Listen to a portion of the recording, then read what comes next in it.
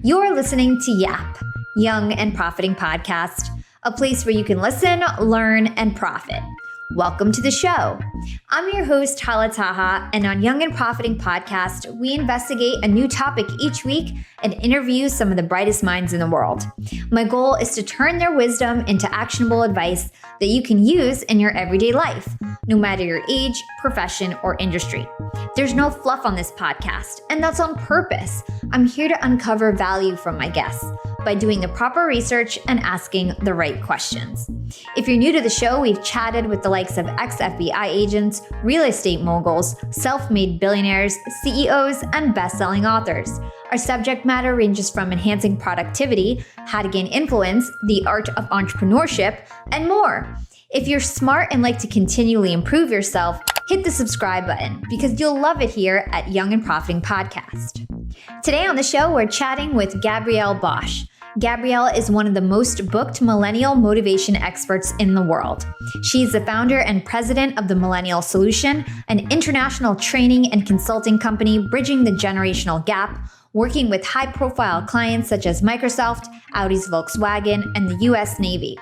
Gabrielle has written several books focused on millennials, including the Five Millennial Myths, The Millennial Entrepreneur, and Keep Them Longer.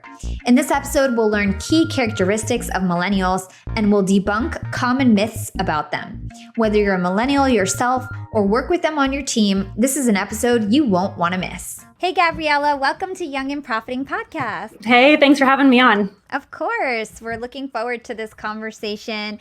You are America's #1 millennial expert, and most of my listeners are millennials, so I know they're going to love this conversation. You've worked with a number of high-profile clients, Microsoft, Audi's Volkswagen, the U.S. Navy. That's super impressive to me, and I'm always curious to know more about people's come-up stories, how they became successful, especially you at such a young age. And I know that religion actually played a big role in that for you. We don't typically talk about religion on this show, but, since it was such a, foundational piece in terms of why you actually got started in the work that you do, I'd love to hear more about that, hear about how faith played a role in, your come-up story, and learn how you became America's #1 millennial expert. Yep. Awesome. Well, very cool. I'm super excited to spend some time with you and your listeners. It's so true that my faith was a really important part of my coming up story. And a big part of that was when I was young, I recognized that a lot of leaders of older generations in the faith community were trying to reach young people, and they were scratching their heads. They were frustrated, and they were like, "What's wrong with you kids?" And I kind of just noticed a hole in the market. So at 17 years old is when I wrote my first book about how leaders of older generations can reach and engage with a younger generation. And it kind of took off from there. I always tell people when they're looking at starting a new business or a podcast or a new idea is to niche early, because really niching early for me provided so many open doors that really wouldn't have been possible in any other instance. And so a lot of folks will say, well, I really just want to help everybody. Like, I want to help everyone with everything. And I call that the Miss America answer. It's a terrible business model, and frankly, it just doesn't work at all. So I niched really early, recognizing that leaders of older generations needed to have a translator, someone who could help them better understand the next generation. And that's really where I started, where I focused my studies, and ultimately where I've written my 5 books and why I'm talking with you here today. Very cool. And speaking of Miss America answer, I know that you used to be involved with pageants in high school and I think college. So that's really interesting. We actually have that in common. I was Miss Talented Teen New Jersey back in the day. Sorry. I said, whoa, yeah. Pageants are so fun, man. It is, it's a really cool experience. I've met some of my closest friends through pageants. I did my first pageant in high school as a dare. I was like total tomboy, wore backwards hats to school constantly. And my girlfriend at the time was really, really into pageants. And she basically just dared me because she knew I'd kind of do anything she dared me to do. And I ended up tripping on stage, dislocating my knee, definitely didn't win. But I learned, number one, how competitive I am. So it was really good for me in that regard. But also too, just what a cool community and a cool platform it is for people. Yeah.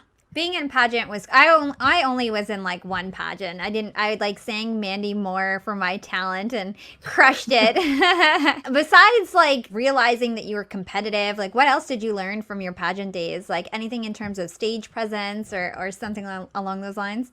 Oh my gosh, so much. So a big part of pageants, obviously, or at least my favorite part, was the interview process where you get to chat, you have a platform, you get to talk about kind of what's most important to you. And now as a public speaker, I speak around the world. I have a TEDx talk. I get to speak with amazing leaders in the military. And I always harken back to my pageant days because it actually really helped you understand how to answer quickly, answer effectively, and kind of look like you're having fun while doing it. Because sometimes folks will ask you questions. And being an expert on millennials, I've had people say the most inappropriate things, angry things. I mean, you think of it, I've heard it on stage. And so I think my pageant prep has probably helped me have a bit more poise than I probably would have if I hadn't gone through it. Oh, that's awesome. So you just mentioned previously that you wrote a book when you were 17. Like that's quite young. I know that you started your first company when you were 25. So again, very young to be an entrepreneur. How did you have so much drive and focus at such a young age? I think I remember reading that you saved up $2,000 working at a frozen ice cream shop or something to write your first book, to get the money, to the funding to write that. How did you have so much drive and kind of like responsibility? Because most people, when they're, a freshman in college, 17, they're spending $2,000 on new clothes, booze, and partying, and so why were you so different? Yeah, well, I think part of it was just kind of knowing that I had a message inside of me. I think as a generation, we are all really driven towards justice, driven with a passion inside of us. Like no one taught us, that it's wrong that like human trafficking exists or like kids in Africa need water. I mean, pick an issue, this generation is really passionate about it. And so I think as a generation, most of us kind of have that drive. From a younger age, I think that I was just really empowered to pursue it. My parents are both entrepreneurs. I didn't want to be an entrepreneur. I did the opposite of being an entrepreneur, and I started working for the government outside of when I finished my undergrad. And it kind of just got to a point where I recognized that if I was going to be true to myself and true to my purpose, that I was going to have to dig down deep, be willing to put in the time, put in the sacrifice of, not going out, not having a super fun time, even in college and after. But I was really obsessed with finding a platform to be able to help people.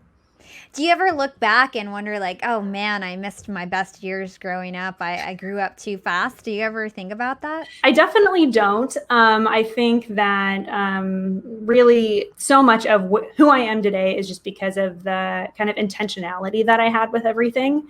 I think that a lot of young people, we give ourselves too much grace saying like, oh, I'm just in my 20s, like 30 is the new 20. And I think we really rob ourselves of impact. That doesn't mean that you don't have fun and you don't, go out with your friends and have a good time. I mean, that's definitely a part of growing up. And I did that. I still do that. I'm only 31. But I think that when you become so obsessed and addicted to the transformation of helping other people, when you stalk success and you recognize that the only way that you're going to be happy, fulfilled, ditch anxiety and depression, the only way you're going to get there is when you are obsessed with helping people. Totally. I completely agree. So let's talk about some of these high profile clients. You had clients like the US Navy.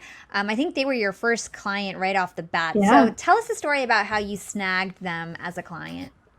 Yeah, that was definitely one of my most kind of surprising clients. So at the time I was working as a fundraiser at a nonprofit, and I was the worst fundraiser ever. I was like, if you want to give, you can, that's fine. If you don't, totally fine. Like I was just the worst fundraiser. And I was at this networking event, and I think I just finished my second book, Five Millennial Myths.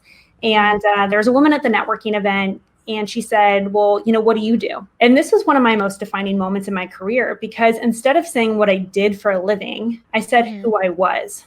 So I could have said, I'm a terrible fundraiser. I suck at asking people for money, which would have been true. But instead of saying that, I said who I was. And I said, I'm an expert in millennials. And just having a clear expert statement changed everything for me. Because a lot of people will come to me now and they'll say, well, Gabrielle, I can't call myself an expert. I'm, 20 something, or I don't have a PhD, or I'm not recognized by my industry. But all an expert is someone who knows more about a subject than anybody else in the room. And you call yourself an expert for other people, not for you. So I didn't need to be called a millennial expert for me. I still don't. For me, I really don't care. But that's like going into a doctor and saying, it's okay, you don't need to be the expert. I just hope that you're pretty good at this. You would never want someone to cut into you who just says, oh, I'm not the expert. So we call ourselves experts so that the people that we're supposed to help have confidence that we have that solution.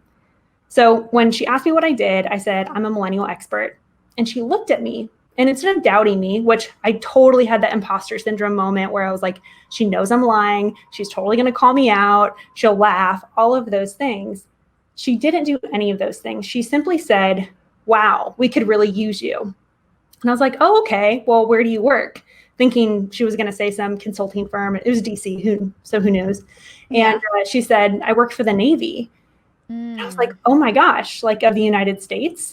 Yes, of the United States. And so that was my first client. I've had the opportunity to be on over 9 different naval bases, work with the US Air Force, work with the 37th Training Wing, and just had incredible opportunities, all because of that one moment where I stopped saying what I did for a living and started saying who I was. Wow, I'm so glad that I asked that question. I did not know about that awesome story. That's really cool. You know, it's a couple lessons there. First of all, when she said we could really use you, you didn't say like, oh, no, I'm not ready. You kind of embraced it, right? You obviously went for it and had that confidence and kind of sold yourself right then and there, instead of kind of hesitating and being like, well, actually, I don't have the resume to back that up, or I've never done this before. Because at that point, that was your first client. You've never done it before, and you have to learn as you go along. And I think that's a big lesson for everybody, because a lot of people think that they need the previous experience before they can actually get started. And it's like, no, you can kind of just learn as you go and make it happen. A lot of entrepreneurs are making it happen as they go. They don't really know their end point, or like they didn't have the processes before they actually started. So I think that's really cool. Speaking of being an expert, you just mentioned that, you know, you weren't necessarily like, you have not a loose definition of expertise, but you were generous with yourself at that time in terms of calling yourself an expert. So since then, as of now, like, you are America's #1 millennial expert. What research have you done? Like, what do you have to like back up that statement? Before we get into the meat of this interview where we really talk about millennials, what makes you America's #1 expert on millennials? Yeah, when I first really kind of established myself as an expert in millennials, and very much to your point, I think a lot of times as young people, we're taught to fake it until you make it. And I think that that's terrible advice, because I think that it means that you're going out there and putting subpar content out there, meaning that you're going to trick someone long enough that they pay you. That's not at all what it means to be an expert. Again, everything's about helping people. So when you know that you can help people, it's actually unjust for you to not call yourself an expert. Because if they're not going to hire you, then they're going to hire someone else who doesn't have your story, doesn't have your experience, doesn't have your brilliance, doesn't have the unique way that you would be doing things. And that's really, I think, one of the powerful parts of knowing your purpose, is that your purpose is that permission that a lot of people, I think, are waiting for to really walk into who it is that they're supposed to be. And I think especially as a generation, we're taught to ask for permission, like permission from our parents or our partners, or another degree, that we're not quite ready yet. We're on this kind of like hamster wheel of, you know, trying to go to the next level and like level up. And we're really competitive, I think, as a generation, which I think is a superpower, but it's also too kryptonite as well, where there's this like arms race of education where it's like, I need the next certificate, I need the next thing, I need the next gig to kind of keep going. For me, my expertise really developed over the 13 years that I've been studying millennials, and not only understanding who we are as employees, which is really my first niche. I teach people in our programs how to find your primary and your secondary audience. So my primary audience was millennials, but it did not take very long to realize millennials were not going to pay me for my expertise, because they were more like me. So that's when I identified my secondary audience, which was their employers.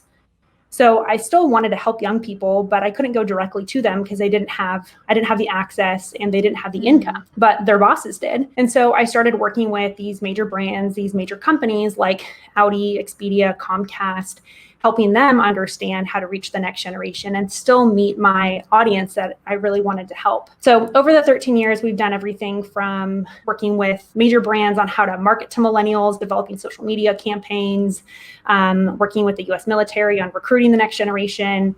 And now we get to spend a lot of our time looking at millennials as managers and leaders, because we're not just the interns anymore, which I think a lot of people assume, oh, you're a millennial, you're 19 or 20. It's like, no, we're almost 40. So helping the leaders understand that the next generation leads differently, and then helping us as the next generation understand that we lead differently, and it's really okay.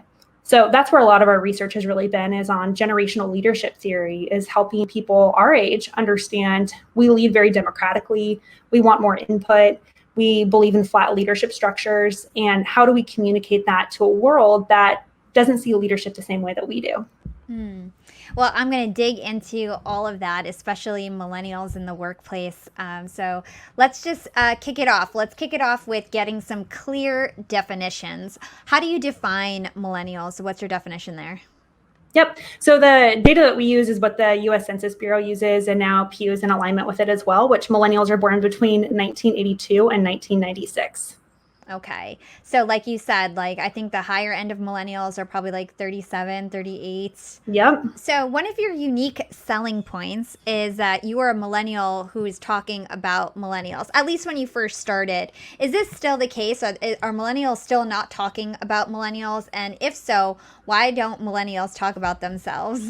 I think that there are probably more people who are coming up through the ranks. We have a certification process, so we certify a lot of people to talk about millennials, because we found a lot of people were passionate about bridging the generation gap, but they didn't have the research, they didn't have the business structure, the business model, or the certification. So we really kind of have established ourselves in that niche as well. But I think the millennial moniker is something that as a generation, we don't necessarily rush to, because millennials, we're not dumb. We read the news, and it seems like every other day there's an article about how millennials are ruining the diamond industry or napkins or Harley Davidson. Business Insider always seems to have some new article out there about how we're impacting the economy negatively. So I think a lot of young people have been pretty smart to veer away from using that term. But it's something that, me and my organization, the Millennial Solution, we obviously embrace, because we think that it's a superpower of young people that we ask questions, not to challenge, but to improve. We are obsessed with justice. We want to be a part of making the world a bigger and a better place. And we're bringing really positive changes to organizations. So you just touched on some characteristics. Can you go in deeper in terms of like, how do millennials act? What are our key attributes? Tell us more about the characteristics of millennials. Yeah, I mean, the big one, I think, for this generation is that we're justice oriented, that everything that we do is really centered on core justice principles. And like I mentioned before, like no one taught us that it's, not right that, people don't have access to clean water in Africa, or human trafficking exists in our own backyard here in the United States. No one sat us down and said, that's not right, you should do something. But there's just been this kind of voice inside of us as a generation that we rose up and we said, we want to use our collective voice. We want to use our technology, our connections, the brands we buy, the coffee we drink. Everything millennials do really is a reflection of our values. And I think that that's really, really powerful. And brands who are embracing that are doing incredibly well, because they recognize that millennials, unlike other generations, are really brand ambassadors for everything we consume. Yeah. So when I buy a cup of coffee or have a t-shirt on, or, go somewhere on vacation, it says something about me, because I'm using my platform to share my values with the world. Yeah, I completely agree there. I mean, just look at everything lately in terms of like social justice, Black Lives Matter, everybody's really rallying around that. From my perspective, though, I feel like Gen Z really is like the justice generation. What can you say about them? Like, how do we differ between Gen Z, millennials, and Gen Z? What can you say about that? Yeah, there's a huge differentiation. And so Gen Z is born after 1997. And so sometimes they get kind of lumped into younger versions of millennials, but they're a completely different generation. And one of the biggest differences is just the role technology plays. So us older millennials or elder millennials remember what it was like to have dial-up and play Snake on our Nokia, and what Blockbuster was. And so we remember technology as it became kind of ingrained in our everyday lives. Younger generations, like Generation Z, don't remember that transition. They just remember it being an ever-present mobility inside of how we live, work, and play. So Generation Z is, you're right, absolutely aligned with justice as well, which is a pretty standard characteristic of younger generations. But what's different about Generation Z is how they're using their collective voice. So millennials are much more collaborative, where it's like, hey, let's get together and work on this, or hey, what do you think about this? And we're constantly collaborating, trying to get input.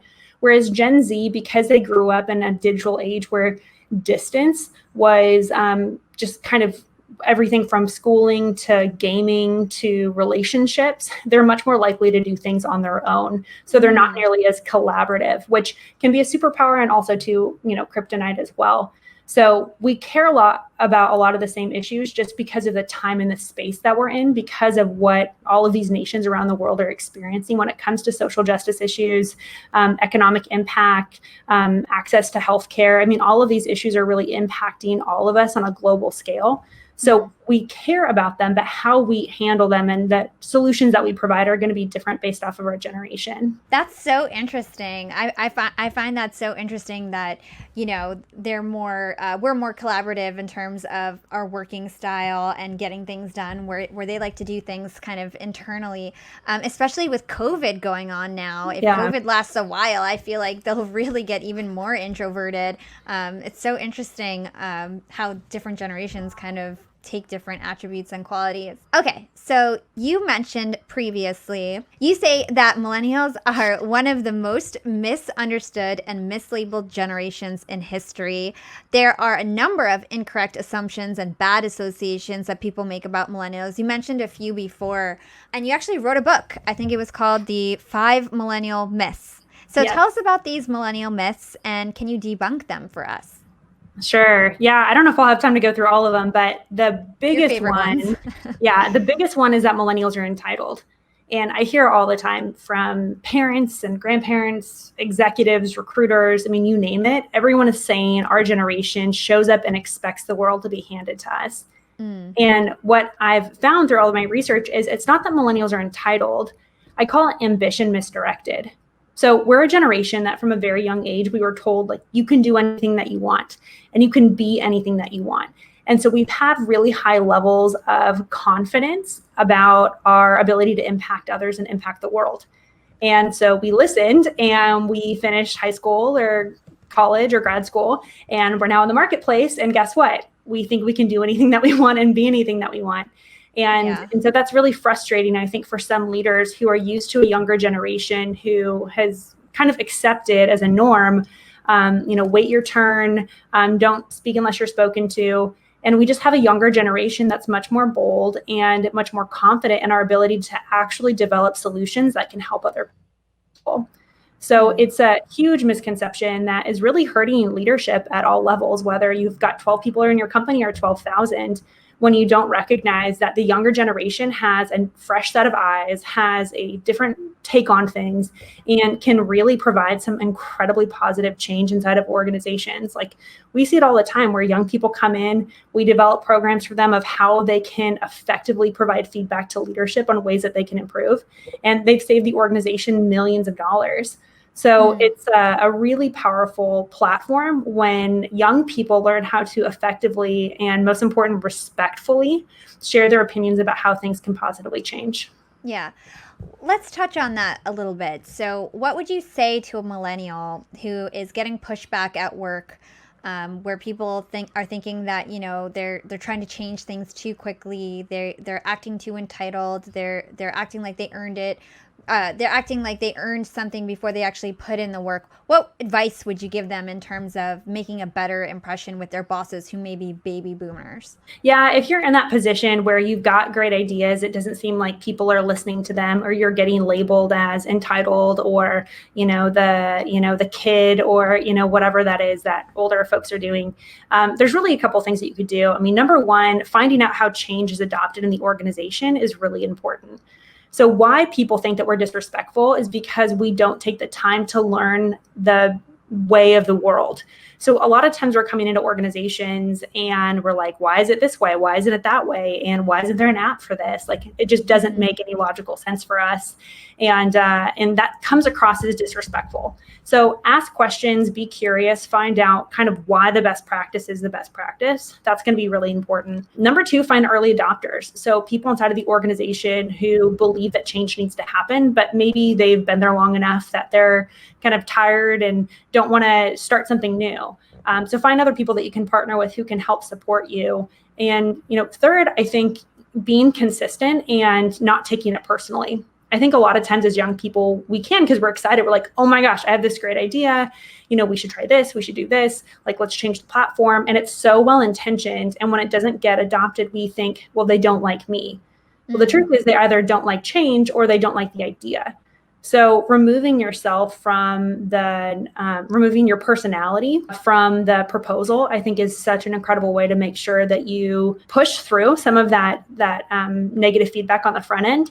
Because as humans, we're all kind of designed to resist change. So see it as an opportunity to prove them wrong and maybe prove yourself right. Yeah. And then on the flip side, we have listeners of all ages. So for the baby boomers listening out there, how can they better accept their millennial workers when they have a new idea? So when it comes to baby boomers really embracing the next generation, I think part of it is not placating us. It really does drive me crazy when people of older generations are like, good job, kiddo, or, for a young person, that's really great. Like, when you attach an age to an idea, you discount it, even if it is well-intentioned. Think about it in reverse. Like, think about if we were working with older people and we're like, great job for an old guy, or like, hey, dinosaur, like, we would never do that because it's disrespectful.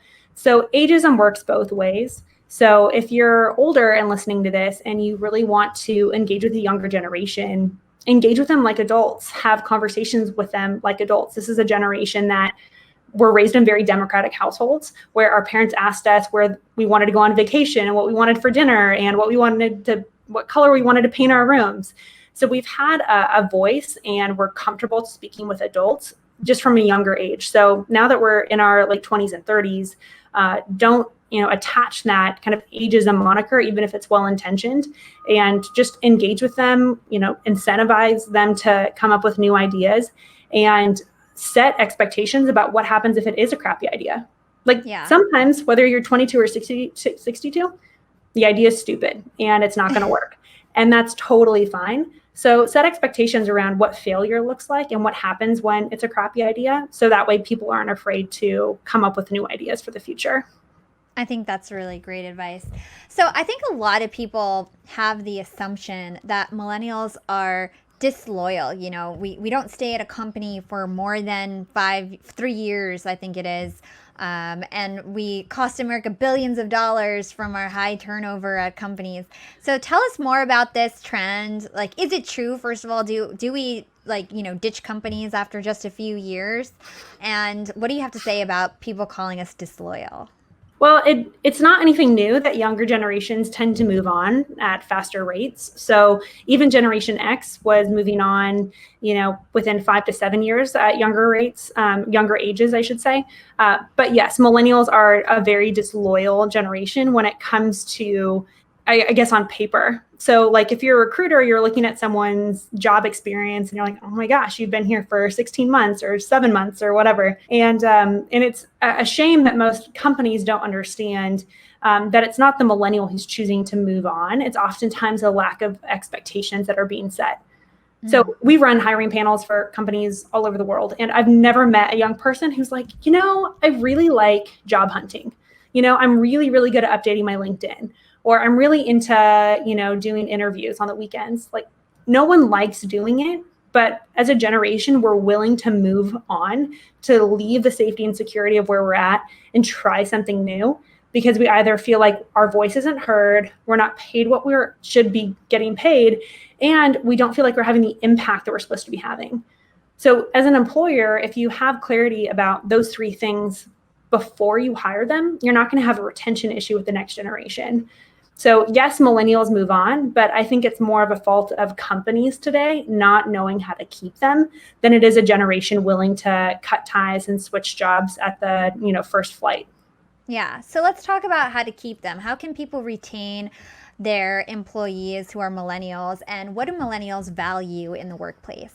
Yeah, I think millennials really value a number of things that are becoming much more popular now, especially because of COVID. I mean, working from home has been something that millennials have been begging for so long. But we're like, okay, I like meet my partner online, I take classes online, all of my friends I talk to online, I do all my work online, but I have to go into an arbitrary building and that's my job. So we've been asking for this for a really long time. It's kind of funny because I think the grass is always greener because now we're like bored out of our mind and miss our friends and coworkers. So Yeah. I think that as a company, recognizing that your employees want choice. They want to design their own experience. They want to be trusted to get the work done how and when it needs to be done. And so that's, I think, a really core principle that not only millennials have, but I think that the workforce overall has. When it comes to retaining millennials, it's really, what it takes to retain everybody. And that's what we talk about all the time. It's the subject of our next book, The Purpose Factor, is helping your employees find purpose and apply it to what they do every day. So whether you're 22 or 62, you want to know, number one, that you matter, and number two, that the work you do matters. And that's really, I think, the new role of employers today. Whereas before it used to be, come and work for us, we'll give you a paycheck and a couple of weeks off a year and come and do work for us. But I think that relationship is really changing, where employers are now being expected to really invest in the whole life, whether that's mindfulness, health and wellness, financial training. Really, companies, I think, are really expanding their reach and having a really positive impact on the people that they're leading and serving as employees. I think that's a really great point. I really do. I work for Disney full time, and I can't tell you how many like mindfulness seminars they have and like massages at work. Like they really try to make it comfortable for everyone and have good well-being. So I also know that there's a big trend. Not every millennial wants to work for someone. A lot of people want to work for themselves, right? I think the stat is 67% of millennials plan on starting their own company, and they're not just dreaming of it. 15% of all U.S. companies are run by millennials, and both me and you are young entrepreneurs. I started my own company at 25, and so did you. And what's with that? Why do millennials strive to be entrepreneurs? Why are we so into that? Yeah, no, I know we're obsessed. And I think there's a couple of reasons. I think number one, just the awareness of it. Whereas before, maybe you knew a couple of people that were starting their businesses. Like now, because of technology, you have friends and neighbors and partners, and everyone seems to be starting their own side hustle or their own company on the side. And so I think the awareness of it is a lot greater. I think that the education is also more accessible. Whereas before, I literally Googled how to start a company at 24 when I was starting my business. I had no experience. I had no idea what I was doing. Even though my parents are entrepreneurs, they were in the restaurant business and roofing. So they were in completely different industries where, having my laptop was the only overhead I had. So they really couldn't relate to my version of starting a business. So I think that that's part of it. But I also too think, although 67% of millennials want to start their own business, the majority of us won't, or we won't be successful with it long term. And that's okay too. So I think it's important, especially as entrepreneurs, to not put a negative label on people who try the whole entrepreneurial thing and it doesn't work out. That's totally fine. It doesn't mean that you're a failure. Either it wasn't the right time, it wasn't the right market, or it's just not for you. And that's totally fine. So it's not a better life to be an entrepreneur. It has its own challenges. I'm sure you have friends who sit down with you and they're like, oh my gosh, you live like the best life ever. And it totally depends on the day. Some days it's like, pinch me, I can't believe I get to do this. And then other days you're like in the fetal position in the corner, like, this could all go to hell and I have no idea. So there's, risk and reward with everything. When I help people decide what they want to do next, my big question is, are you scared of leaving the stability of your job because you lack clarity, or are you just unhappy where you're at and you're looking for any other option? So it's a really important differentiator when you want to determine whether or not you want to go out on your own. Is it to help other people with a platform because no one can do it like you? Or is it simply because you don't like your job, don't like your situation, or don't like your paycheck? Yeah. I can totally relate to that. See, I am somebody who can't decide, do I want to keep working for corporate? Do I want to keep, being an entrepreneur? I'm making just as much money on both sides of the house. Sure. I'm just working like a mad woman. So I'm just like always like wondering, like, what do I really want to do? I'm not really ready to leave Disney. I'm not really ready to be be an entrepreneur full time. It scares me, like not having that stability. So I can definitely relate to both sides there. So I know in your book, you have 4 different kinds of entrepreneurs that you outline in one of your books. I think it's the Millennial Entrepreneur. It's the solutionist, the expert, the accidental, and the natural entrepreneur. Could you tell us about these types and why they're important? One of the big ones is the solutionist. And that's really where I think the most successful entrepreneurs come from, are people who recognize that there's a hole in the market and that they want to provide a solution to it. So everything in the economy is about solving problems. The coffee place down the street is about solving problems. The iPhone, the HVAC tech, everyone is solving a problem for someone else. So when you recognize that your role, whether you're working for a company or you're out on your own, is about solving problems, you get a lot of clarity about the role that you play kind of in the overall marketplace. So the solutionist is really focused on that, is how do I create a solution that the market is going to reward? And it's not necessarily just as, I'm paying money as a product, but it could also be donations. It could be support, followers, sponsorships. Value is exchanged a bunch of different ways. But I think especially right now in this economy, the solutionist is the one who's going to win, because the natural entrepreneur is what I think everyone just assumes, like, oh, well, I was selling lemonade when I was 6. I wasn't. My sister was. She was like, oh, hey, let's go like sell stuff door to door. And I was like terrified. I was like, I don't want to talk to anybody. Like, let's just go like play in the backyard. But I'm the entrepreneur. For me, that moment happened when I was side hustling my company while working for it full time. I had a moment. And I remember I had gone out of the country. I was in Israel. I got back and I recognized, if I don't leave, I'm going to spend the rest of my life regretting it and wondering what could have happened. And I had this identity, which I think a lot of people do, is like the hustler. Like, I hustle harder than everybody else, but hustling does not equal output. And so for me, I had to recognize it was more selfish for me to stay where I was at, because it helped my identity for me to say, I work full time and I have this business full time and I'm writing these books, versus taking the risk that I took, because I jumped and I was an idiot. I didn't have a business plan. I didn't have consistent income. But I just knew something inside of me was like, you need to leave.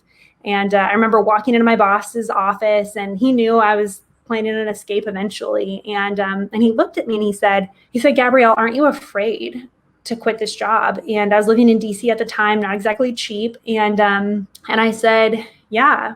But I said, I'm more afraid of what will happen if I stay.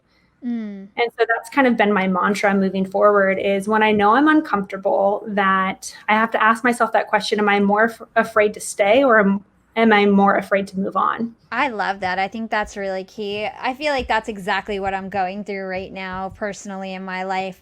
And I'm very excited to see what the future holds. Speaking of a natural entrepreneur, I just want to tell this to my listeners because I think they'll find it funny. I was such a natural entrepreneur when I was younger. I used to sell books when I was 4 years old. I actually used to sell slushies in the park. You have a quote in your book that really resonated with me. It's related to the natural entrepreneur. They weren't just selling lemonade in the corner stands. They were inventing new and innovative ways to quench the thirst of the neighborhood. That actually made me laugh out loud, because I used to sell slushies in the park with my friends, and I would recruit my friends every summer to sell all these slushies to my friends. So that really resonated with me. Great work there, Gabrielle. All right, so let's wrap this up. The last question I ask all my guests is, what is your secret to profiting in life?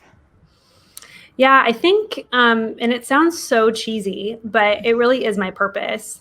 When I got clarity about my purpose, it helped me overcome failure, setback, embarrassment, because starting a business, just living, I guess, overall, is just really embarrassing.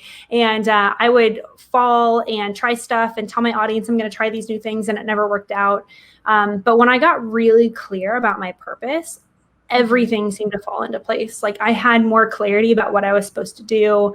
I was able to say no to ideas that sounded really good, but they weren't good. I had a completely new decision-making paradigm that before I really struggled because I felt like I could try this and I could do this. And I think that's one of the biggest challenges with our generation is that we're extremely talented and we're ambidextrous. And so we can do multiple things and do pretty good at them, but we never know what the right thing is that we should do. So getting extreme clarity about my purpose, and we detail it in our new book, The Purpose Factor, extreme clarity for why you're here and what to do about it. My story, I wrote it with my husband, which was a whole ton of fun.